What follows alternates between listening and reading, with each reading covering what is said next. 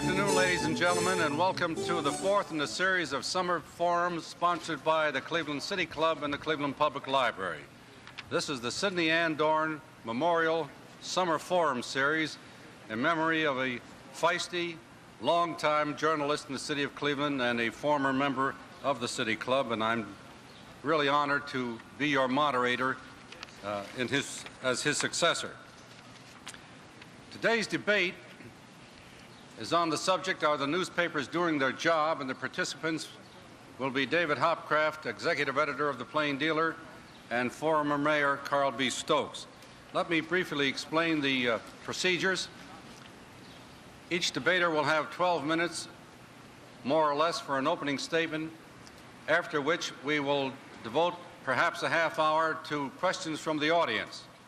And I urge all of you to feel free to participate in the give and take during the Q&A. There will be a microphone available to any of you here who would like to ask a question of either of the participants. To close the debate, we will give each debater 2 or 3 minutes to summarize his position. We will hear first the affirmative position, are the newspapers doing their job, from David Hopcraft, who for the last 5 years has been executive editor of the Plain Dealer, a newspaper he has served for the last 13 years. Dave started his career with before joining the Plain Dealer, he was with the Painesville Telegraph. He's been a newspaper man since 1965, and it goes without saying that his role and his influence in this community have taken on added meaning and importance since the demise of the Cleveland Press. Without further ado, I present to you David Hopcraft, executive editor of the Plain Dealer. Thank you, Herb. I really prepared to speak on something else, so this won't be long. When Herb first contacted me about this debate, I thought he was mad at me. I mean, to ask a guy like me who was born and spent most of his life in Cleveland to debate a man like Carl Stokes, who has made history in 2 important fields, both government and television, seemed to me to be a little bit risky. Carl Stokes, I told Herb, could make me chop liver before he needed to pause for air. Herb just smiled. But when I talked to Carl, he told me not to worry. He said he would take my humble background into account. He also said that I was one, maybe the only, former City Hall and politics reporter with whom he had never disagreed. Carl said my City Hall coverage when he was mayor was always fair and balanced. It was, he said, the best. I covered City Hall in Dayton when Carl was mayor of Cleveland. I'd also like to apologize to those who might be offended somewhat by my casual summer attire. When I heard this was going to be televised, I called my good friend David Patterson to ask him how I should dress. He told me to wear a clean blue shirt and an unstained tie and a dark coat. He said the pants didn't matter since the camera never takes a full shot. Heck, David told me, Doug Adair often wears his tennis shorts during the news broadcast. Well, if you will then, my trepidations must be clearly on record, and I would like to address our subject somewhat today. I think that it's easier for me and probably more informative for you if I respond to your questions. So if I don't take the full 12 minutes, that is why. I think that newspapers are important to the community and remain so. Whether or not they're doing their job, I would think that they are. I would think that they could do a better job. I hope many of you think so too. But they are important in the community. And they're still strong in the community in spite of the fact that we've had a local loss of the press locally, which saddens us all. But every day about 107 million Americans, 7 out of every 10, read 1 or more daily newspaper. On a weekly basis, 9 out of 10 adult Americans read 1 or more issue of a newspaper. This year, American and Canadian consumers will spend more than $7 billion. Those are my notes, don't worry about them. Those are Carl's notes, don't worry about them. American and Canadian consumers will spend almost $7 billion to buy newspapers. Another thing that's important about newspapers, as we've learned in this community lately, newspapers are the nation's largest manufacturing employer. The Department of Labor ranks newspapers #1, followed by steel mills, automobile car body plants, and automaker parts. These statistics, I realize, are national, and I do feel my newsman's sense of localizing the story tugging at me. So I'll talk a little bit about the 7-county area, which generally makes up the greater Cleveland market.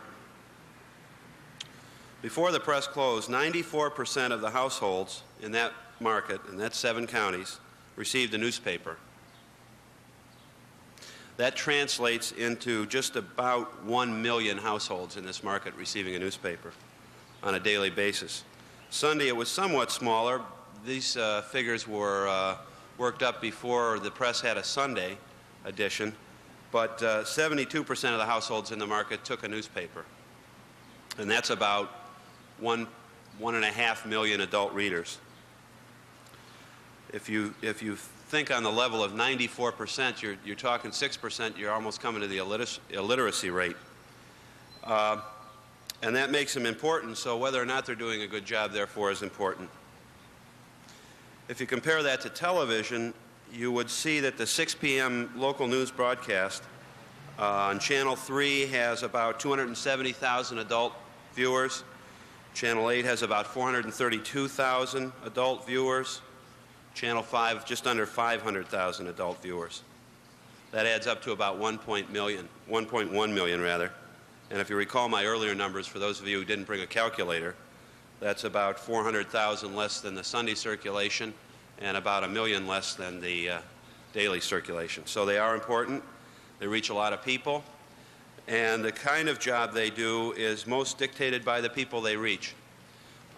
We have done, and the industry has done, study after study to find out why people read newspapers, and the reasons range from from the comics to the front page to the conflicts in the Middle East to the Indians' conflict in Milwaukee. But people feel very strongly about their newspapers. They tend to feel that have a personal relationship with them. And from the letters that we've received at the Plain Dealer following the closing of the press, you can tell that many, many people had a very strong loyalty to that paper and also to ours. So what those people want dictates in a great measure what we do. We think we have certain responsibilities for fairness, for balance. We think we have a responsibility to inform people who are potential voters. And sometimes often we invest a great deal of time and money in that when actually a good axe murder might bring more readership. But the Cleveland market has never been a market with a great deal of street sales, such as a New York or a Chicago, where they have a lot of transit riders. And as a result, we're pretty much have readers who have faith in us. They've bought us before they know what's in it, because it's delivered to their door.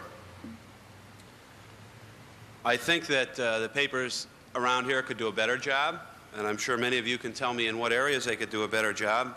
Our TV book seems to be one of great concern, and we've made even more changes in that. It's now getting so complicated I really can't follow it. But when you consider that Cleveland is the 4th largest cable market in the United States, that's something that may be important. It also is interesting that Cleveland is the 2nd best newspaper market, follows only Philadelphia. People take their paper seriously, and it can do certain things for them that no other news medium can do. Basically, it can give them something to hold on to, something to refer back to, something to clip, even if it's a recipe or an article that you'd like a friend out of town to see. And it gives you a sense of history because it starts in the same place every day. We start publishing whatever edition it is at that time, day in and day out. And that edition is supposed to catch you up on everything that happened since the last one. So it gives you a sense of history in a way that broadcast news really is not able to. I think that we can improve in the area of community comment.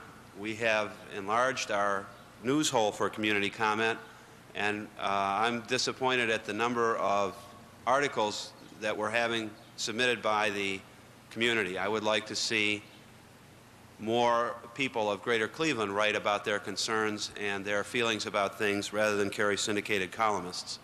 And so this is an open solicitation to those of you who want to think about it, something, and then want to write about it. We'd be happy to receive it. And I think if you look at our forum pages, you will see what kind of format the article should take. We also would like, we get an awful lot of letters to the editor. We'd like more of those, and we'd like to print more of those. Our big challenge now is to make sure that the entire range of responsible opinions is aired in the Plain Dealer. And it's a big job. We'd like to do it. We need the community's help because we need the community to tell us what's on their mind. But that's one area I would like to see improved immediately, and other than that, I think we're perfect. So I'll give it over to Carl. Thank you.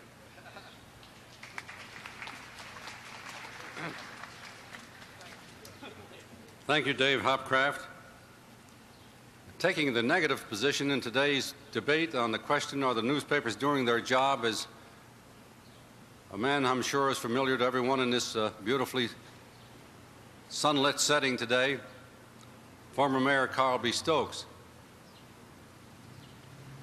Mr. Stokes was first elected as mayor of this city in 1967 after an unsuccessful try in 1965, and he repeated his victory in 1969 and served 4 tumultuous, memorable years as the chief executive of this city before deciding to leave his home city of Cleveland and go to New York for a television career in which he served for 8.5 years.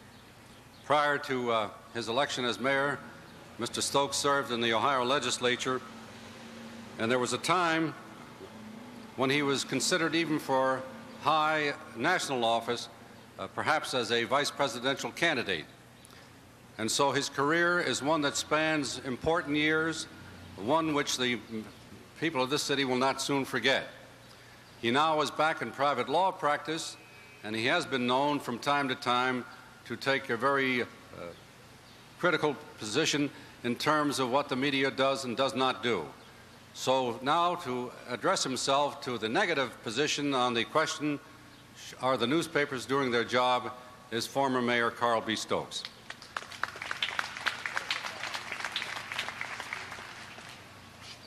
Thank you, Herb.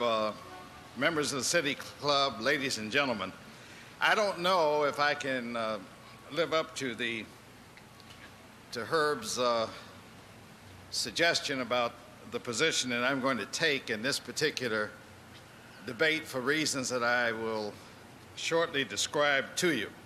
But I was really taken with his description of the tumultuous and memorable years that I was mayor. And I'm not sure whether those are inconsistent, or I don't even know if they're complimentary.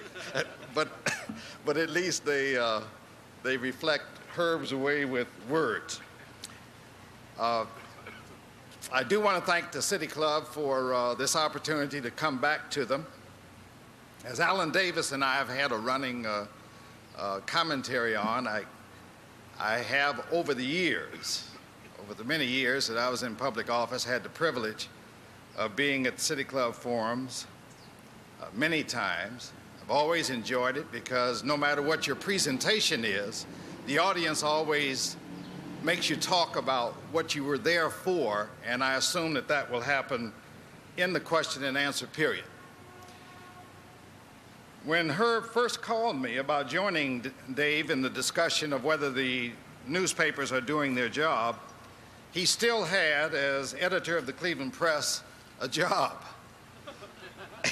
And we had 2 daily newspapers, the Press and the Plain Dealer. Now there is only 1 daily, the Plain Dealer. And if it is up to some of the Plain Dealers unions, at least one of which my office is fortunate to represent, it may soon not be publishing itself. Not because of us, Dave, but just because of the equities of the matter, which caused me to wonder whether Hopcraft and I still had something to discuss here today. Well, the debate or discussion was not called off, so I guess our purported mission here today is to discuss whether the Plain Dealer, perceptively our only newspaper, still publishing daily, is doing its job. Well, to my mind, that would not only be unfair to the Plain Dealer, it would also not reflect the actual state of affairs. Greater Cleveland may have only one major daily newspaper, but it has a host of weeklies, semi-weeklies, magazines, and a number of smaller dailies that service the greater Cleveland area, which one can argue stretches from Lorain to as far as Akron. Taken in that perspective, we can still properly discuss this topic without it being a dump on the PD discussion.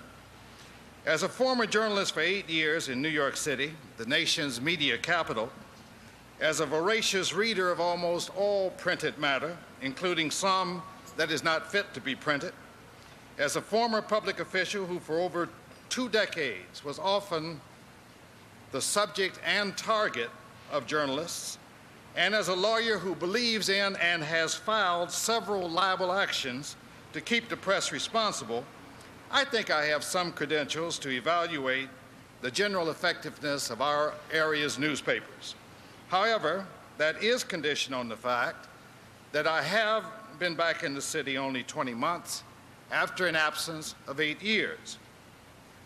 But on the basis of my experience since being back, I would give you this evaluation. In general, our newspapers are doing their job. In fact, taken overall and in a comparative sense, they are doing a good job.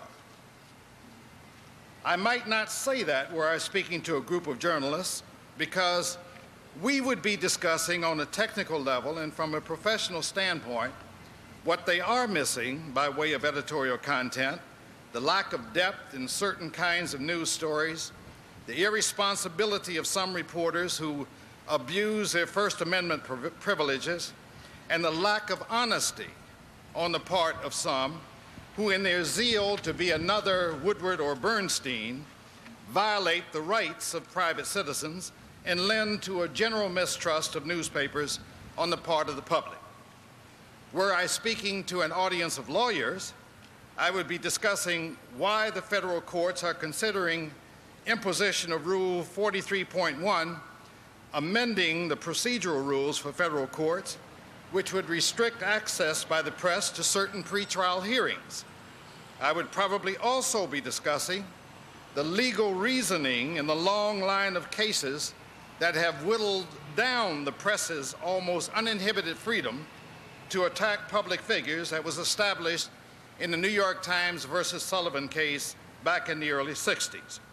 But most people in this audience that is present, and those to whom it is broadcast, want to know if our print media is generally carrying out its historical and constitutional duty as a conveyor of information about their society, monitoring our public institutions and those who run them, keeping them abreast of complex events in a rapidly expanding world, and serving as a kind of conscience in the community which they serve. I think they are. Maybe I should have given Dave Hopcraft my speech, and then I could have taken his side. Cleveland and Northern Ohio have never known the corruption that is veritably institutionalized in the city of Newark and the state of New Jersey in general. That state never had the crusading zeal of Louis Seltzer's old Cleveland press.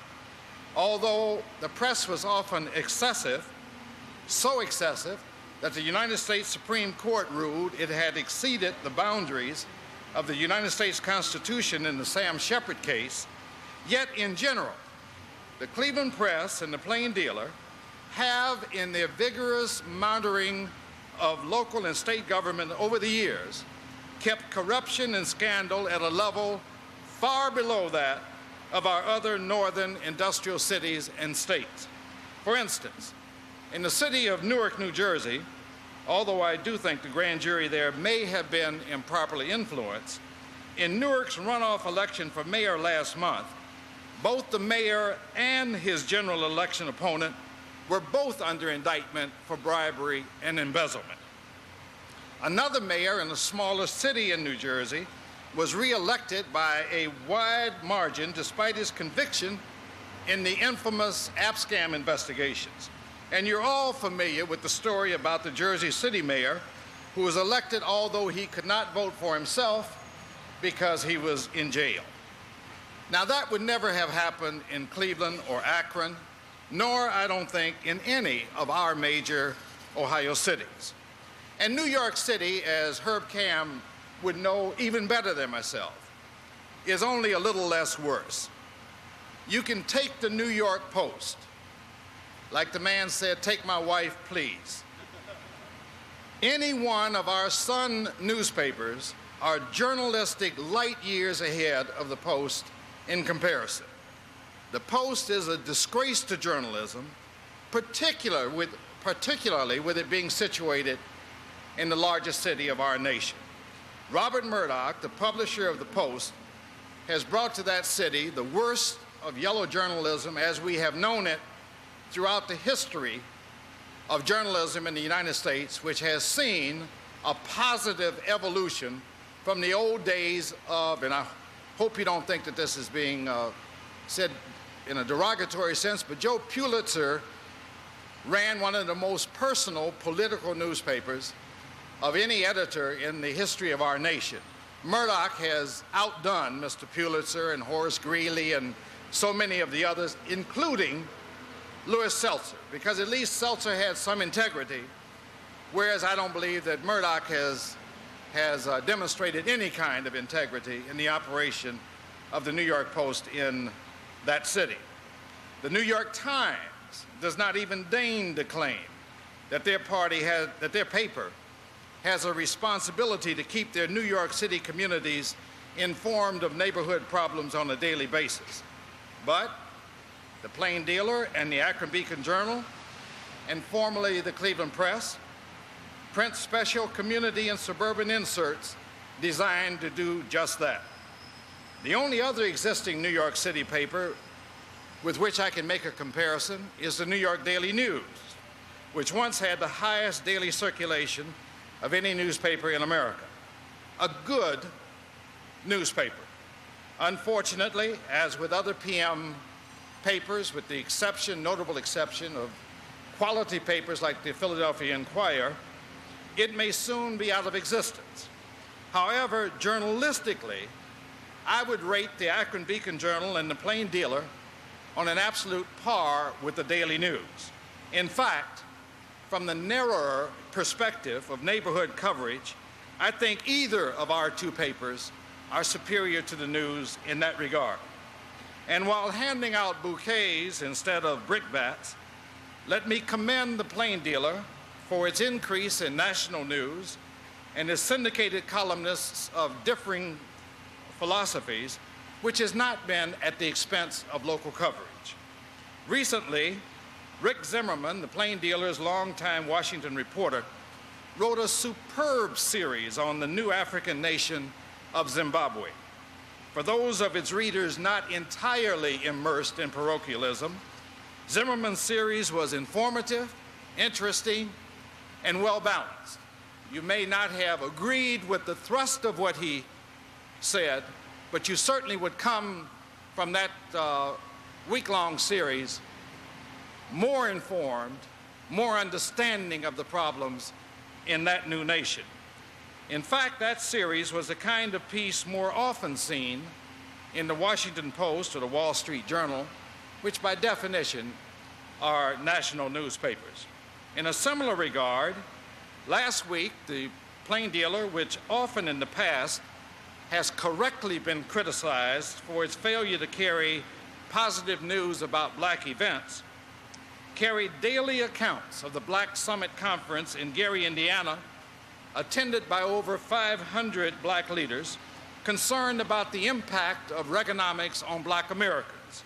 Now, the Plain Dealer carried that despite the fact that, to my knowledge, none of Cleveland's major black leaders were in attendance.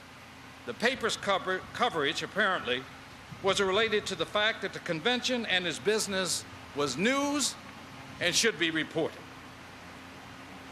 Though it has been late in coming, it is this kind of improvement in a paper's performance that should be commended as widely as its past failures were bemoaned. In this regard, although the Cleveland Press is no longer with us, I have to note that under Joe Cole's leadership, the press had begun to widen its coverage and its competition with its rival, the Plain Dealer. In fact, of noteworthy interest was Herb Kamm's reporting of the unusual event of a prominent journalist taking the print media to task for its abuses. Now, that's just something that the print media, in fact, journalists in general, do not do. As far as they are concerned, they are above reproach. And they are accustomed to hiding behind the facelessness of a byline and take personally, in most cases, any implication or charge that every line and every word that they print is not true. And anyone to assert to the contrary is to ordinarily incur the wrath of that particular reporter. So it was interesting to me when I read in Kamm's columns on at least 2 occasions how he carried this self-criticism of the print media by a man by the name of Michael J. O'Neill, who is a former editor of the New York Daily News, in a speech to the American Society of Newspaper Editors. O'Neill warned his fellow editors that, quote, in the last decade, journalism has become a kind of hostile power loosed upon the body politic to the point that the news media not only has become a major determinant of political issues and elections, but have eroded the powers of Congress, made and ruined presidents, and broken down the political parties. O'Neill then gave the admonishment that the print media's, quote, infatuation with investigative reporting embody an arrogance that produces a journalism that is unbalanced, negative, and egocentric.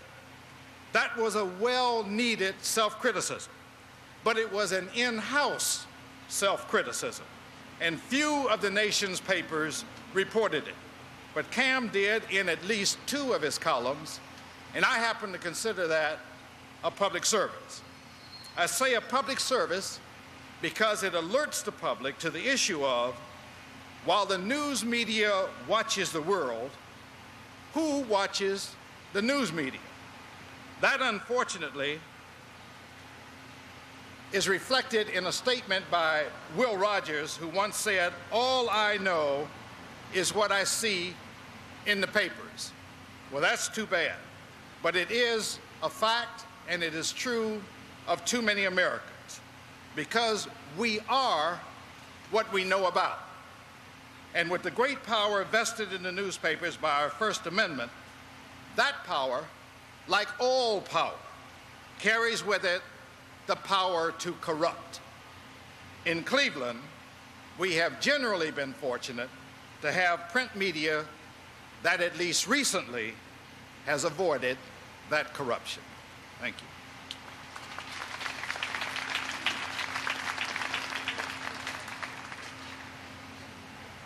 Thank you, Mayor Stokes. Ladies and gentlemen, before we go to the questions and answers, let me make just one slight amendment to what the former mayor had to say about my own position as an employee. I am gainfully employed now as editorial director of WJKW TV8, and I would hate to think that my bosses over there didn't think I was doing something for them. So while I'm no longer editor of the press, I'm happy to say I've found a home for myself in the world of broadcasting. Next week's debate, my good friends, will be on the subject, should the city of Cleveland run its own cable television system? This could not be more timely nor more provocative because a proposal has been made that the City of Cleveland do precisely just that. And there are those who disagree vigorously with that intention. The affirmative position in that debate will be taken by Edward Richard, Executive Assistant to the Mayor, also Director of Utilities for the city, and the opposing view will be enunciated by Lee C. Howley, Jr., who is involved with the North Coast Cable Company, one of a number of organizations interested in running cable in this city as private entrepreneurs. We will also have debates each Friday subsequent to that through the month of August here in the Eastman Garden. Now we're ready to take questions from the audience. Please feel free to congregate at this microphone here. You can address your question to either or both of the debaters, and if they'll join me at the lectern, we'll save a little time, Mayor Stokes and Executive Editor Dave Hopcraft of the Plain Dealer, so that we can receive the questions from the audience. Go ahead, sir. All right. You'll be including this question. Subsequently, I'm going to have a big question, the First Amendment of the press and its obligation to the public. How much power does it have, and where is the line drawn? Mr. Stokes should know well about that. I'm not through yet. Mr. Stokes, I happened to browse through one of your books this morning, and you were telling the audience what a honeymoon you have with the media here. In the book, you were crucifying, you were in a battle.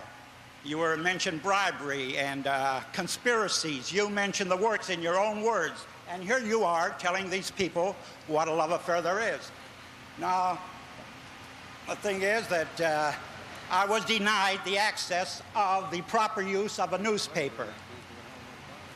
Last week, I performed a miracle here. I got a defense attorney to admit that he lies under oath and his clients lie under oath, and there's no justice.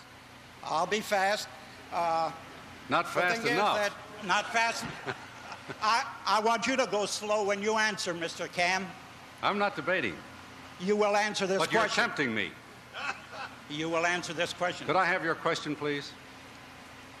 I'm not through. I'm talking about the First Amendment. I understand this question. Let me... Mayor Stokes is prepared to answer. Well, go ahead. As to the first issue that you raised about the First Amendment and its protections of the freedom of the press, it is, as I had suggested in the body of my remarks, being rapidly or taking a rather rapid course toward restricting what has historically been an almost uninhibited freedom of the press. And one of the reasons for that has been some of the excesses and abuses that I indicated that Michael O'Neill talked about to the newspaper editors that have occurred over the past 10 years and that I alluded to happened specifically in my own instance during the time that I happened to be in office. And those have, over the years, caused the courts to find good cause to place some curbs on the press. Now, as to whether or not, as you suggest, that there are some people in the media who lie, well, of course that's true. I mean, the Janet Cook case has just been completed where she wrote a totally fabricated an entire story that won a Pulitzer Prize. I said attorneys, defense attorneys, not... Well, defense attorneys lie too, and prosecuting attorneys lie, and yeah, many grocers lie, and private citizens lie. So as long as we're people, you're always going to find that as being a situation. Now, if you have some concern about your fellow human beings, then I think you ought to yield and let someone else also have a chance to have their questions answered. Now, I'm going to ask you, sir, to step aside and let the next gentleman ask a question. I was denied. Now, I think that's something you may want to take up with the contestants after the debate. Thank you very much. Go ahead. This question is. A letter from John Glenn. This question is to Carl Stokes. I want to question his rating of parochialism and cite as examples in a scale of 1 to 10 the Wall Street Journal, the Village Voice, and the New York Times. Possibly the Voice and the Journal can be put up at 10 and the Times perhaps at 9. And then for parochialism locally, I would put down there 4, the Plain Dealer, the Call and Post, the Cleveland Jewish News, and the Sun papers, and what is possible to approach the kind of higher level that the Wall Street Journal has in including some columnists, not the plethora like we get in the PD, who irritate the kind of people who read their paper, and the Village Voice, which either has the guts or the good sense not to submit to Mr. Murdoch and run a paper that the people in the community can appreciate rather than what he did to the Daily News. Well, it's a good question. It's a very complex one. You're really talking in some sense, however, about apples and oranges, although each of these are newspapers. For instance, the Wall Street Journal is unquestionably a national newspaper. It does not have any pretense of being a community or neighborhood or paper of local jurisdiction. The New York Times similarly, and the Washington Post. The Village Voice, however, occupies let me before getting to the Village Voice, the Saturday evening, the New York Post and the New York Daily News purport to be community newspapers. Then you come to a newspaper called the Village Voice that really comes within a category of alternative journalism. It says, we are going to bring you the news that the national papers do not bring you, and that the purported local newspapers do not bring you. And not only that, but we are going to bring you the aspect of that news which is not subject to the political and business pressures of either the locally oriented or the nationally oriented paper. And as a consequence, you get a brand of unfettered journalism in the Village Voice, which, if you read it, it is much like Roldo Bartolomew's point of view here in this town. Whatever you think of Roldo, whatever you think of the point of view, I can say this to you, that you will read in the point of view those things that you never will read in the press, when it was in existence, the Plain Dealer, the Lorraine Chronicle, or the Akron Beacon Journal, because Bartolomew's mission is, in fact, to print those things that the establishment newspapers do not or will not, for their own reasons, carry. So in that regard, you'd have to set the Village Voice off to one side and view it in what its own particular crusading role is, along with, I think, Bartolomew's point of view, which this town is fortunate to have, in the sense that if you really want to read things, read the maximum and get the maximum information, you'll have to read more than one paper, and you'll have to read all kinds of papers. Among them would happen to be the point of view, as in New York, or even now, I still subscribe to the Village Voice. I'd like to jump in on that question for a moment because, as Carl has pointed out, newspapers have particular and peculiar responsibilities to the communities in which they publish. The Plain Dealer isn't going to move anywhere. You know, we're not going to take our plant and go down south. We have a responsibility to Cleveland, and those things that are peculiar to Cleveland are peculiar to our newspaper. And it often causes a dilemma when people try and compare newspapers across the country. We are not, nor do we want to be, the New York Times or the Wall Street Journal, and I would hope that in some areas that you might compare us with the New York Times, we might come out better. Some areas certainly not as good. But you have to have a newspaper for the community and the people who live here. And I think the fact that the Plain Dealer, I can't speak for the other newspapers because I don't know the numbers, but I know it's a very high readership market, and the Plain Dealer's penetration is among the best of any metropolitan newspaper in the country. So we're trying to tailor to our market and the needs of our market, which makes it different from other newspapers, not better or worse necessarily. First for Mr. Hopcraft. With due respect to Harriet Peters and Mary Strassmeyer, it's come to my attention that the city's premier gossip columnist currently has no newspaper outlet. I'm wondering why the Plain Dealer has not hired my friend and mentor Herb Kamm so that he'd have enough money to take care of all the grandchildren. Well, I'm thinking about starting a gossip column, and I don't want the competition. For Mayor Stokes, another quick question.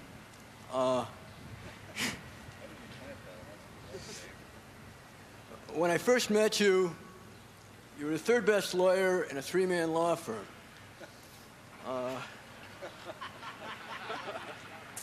Shortly before the press closed, I read in Joe Wagner's column that you were kind of a mediocre mayor. Some television people have told me that you were pretty good, but you were no Geraldo Rivera.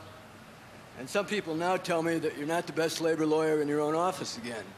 I'm wondering if you're going to find something pretty soon that you really excel at. I don't know. I can't. I guess the very inadequacy that has manifested itself in all the professions I've had over the years has now caught up with me to such an extent I can't even respond to that. This one's for Mr. Hopcraft. The New York Times has fairly recently started home delivery. Comes right along with the Plain Dealer to people's homes. After reading it in the morning, one certainly has all the news that fits the print about national and international affairs, and I'm wondering what the Cleveland Plain Dealer is thinking about in terms of improving, as you said, some improvements were needed, improving its coverage of the events and the ideas that are going on outside of Cleveland, or whether you will alternatively turn to sharpening up your coverage of the purely community side of it. Well, I don't think that the New York Times is going to drive the Plain Dealer out of business for the reasons I talked about earlier.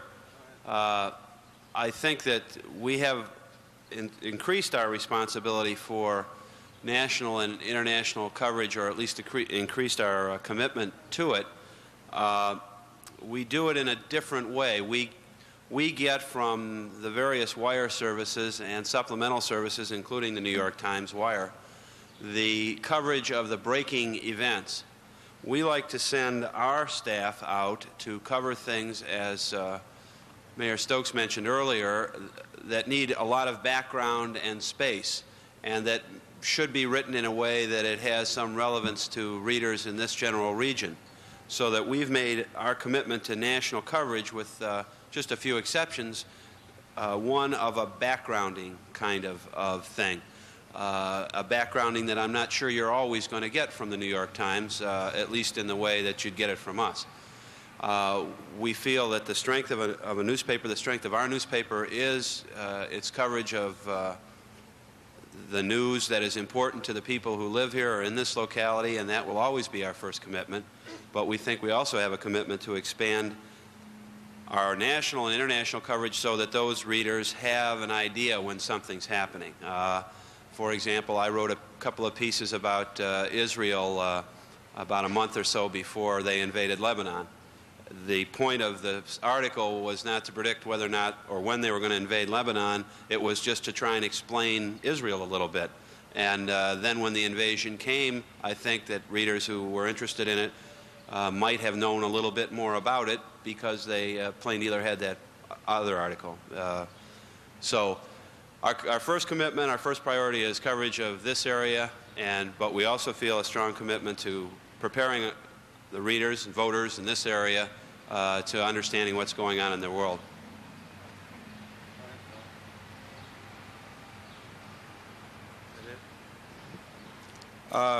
It's been my observation, and I'm sure yours, that both Press and the Plain Dealer, they eliminated their society page. I would like to know why that was done. Second question is, do you think that, or at least it's been my observation, that the newspapers generally serve journalism first and the people second? And by that I mean that on several occasions I've gone to the Press and Plain Dealer and have registered my objections and resentments about the kinds of stories and headlines that the Press and Plain Dealer both have been coming up with. Namely, that it appeared that blood and gore or crime and so on seemed to sell more. And, well, let's go with those for now. Well, I don't agree that we eliminated our society coverage. I think it has changed a lot over the years. We still have a society writer, Nancy Kersey, does a very good job. But the point on society is that it used to be, many years ago, just what the very wealthy or those who were born into a certain social strata did, and that was supposed to be interesting and pleasing to everybody. And we've long since, thank goodness, gotten off of that. And we now talk about what groups of people are doing throughout the community, whether they be among the very wealthy or not. For example, we have had the papers used to always cover the cotillion or the debutante ball or whatever it is that they had at the Union Club. Well, now we don't always cover that. We cover those types of events that are held in many of our social groups in this community. So we have the coverage, but I think it has changed from the traditional. And the reason we think it's changed is we think that the old-fashioned was a little bit out of touch. On the question, yes. But there were cotillions or debutante balls in other parts of the city. Right. Now, and what I'm saying is we're covering them now. But if you eliminate covering the City Club, you eliminate covering them all. You understand what I'm trying to say to you? Well, I think so. In other words, what we're trying to do is have more variety in the coverage of that type of event. One year we'll cover this one, and the next year we'll cover another one. And we didn't cover any of them, though. Well, we don't cover everything all the time. Let me speak to that for a moment, because I can answer one aspect of Bill Mack's question about when he said that journalists, the newspapers are interested first in journalism and secondly in people.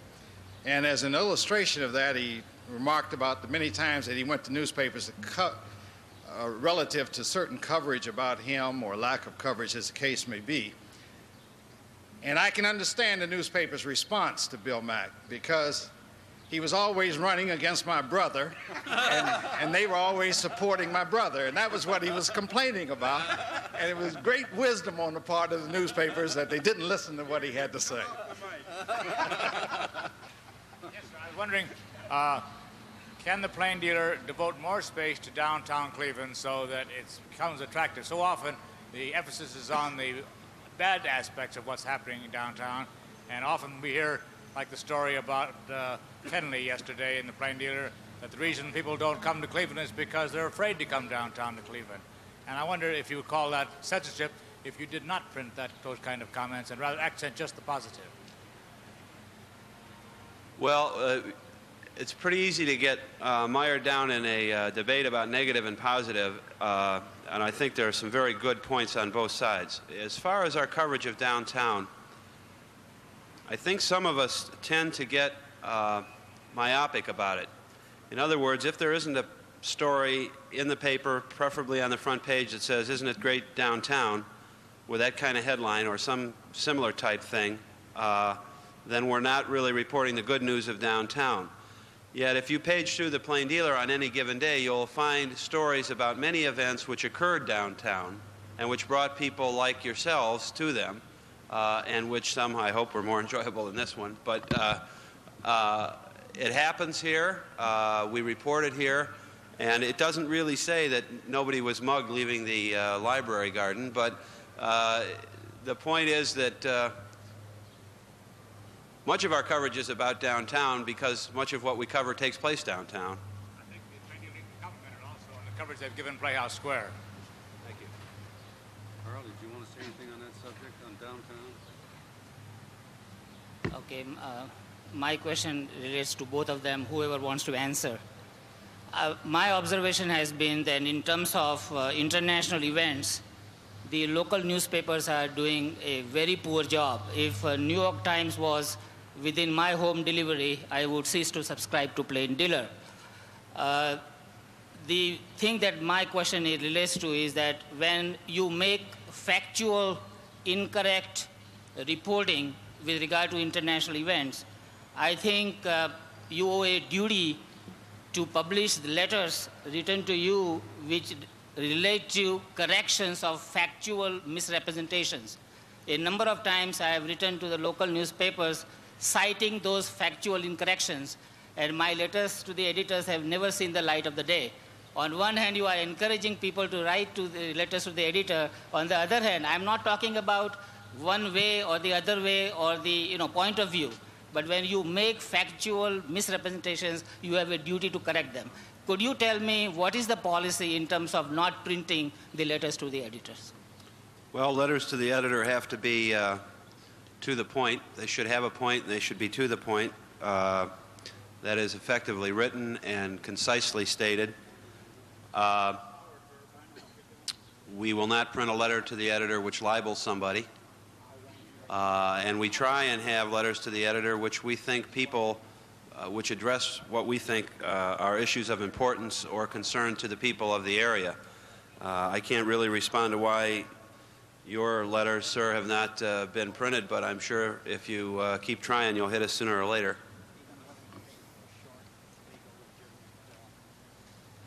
Let me speak to just one aspect of the gentleman's question. I know nothing about the internal operations of the Cleveland Plain Dealer.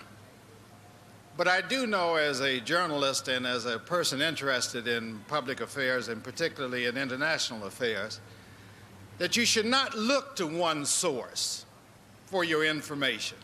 If you expect a newspaper, either here or in New York City or Chicago, if you expect any one newspaper to give you the news that is happening throughout the world, then you're either naive or you're lazy, or a combination of the two. If you really want to have as good a grasp of what is happening with the many complex things that are going on around, you have to have more than one source of news. So many people, unfortunately, either read one newspaper or watch the 6 o'clock and 11 o'clock evening news for their information. There's no way that you're going to be informed by either way, reading only a newspaper or watching the television news, because it's impossible for you to get a wide expanse of news from either of those two sources. One of them being that one newspaper has by itself a limited amount of space that is going to devote to news. Secondly, most television stations base their evening report on what the newspaper said during the day. So you're really getting from television only a regurgitation or recycling of what the newspaper chose in the morning to print. And what that newspaper chose to print in the morning is what you could properly, and somebody here should have been alert enough to talk about, and that is that you get not really the news, but what the editors have decided is the news for that day. The ticker tape machines that go on in the newspaper offices as well as in the television stations go on all day with information that comes from all around the world and throughout this country and about every kind of conceivable event. It is when the producer or the editor, as the case may be, decides what out of this mass of material they're going to print that day or are going to report on their broadcast that evening.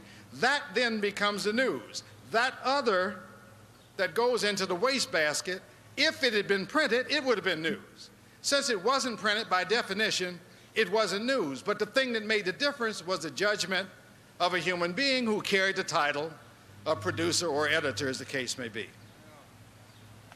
My question is, directed to both gentlemen, but specifically, I guess, to Mayor Stokes, because I'm going to cite a statement you spoke of before. When you were talking about alternate media, like the Village Voice or the Point of View here in town,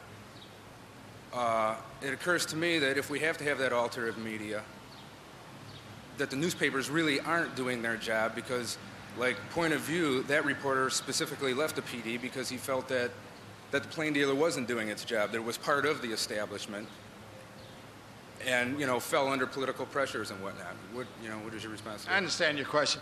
What you were doing is stating a thing in totality, and that is that because of the fact that they're not printing some of the news that the Point of View prints here or the Village Voice prints in New York, that ipso facto is not doing its job. That's not true.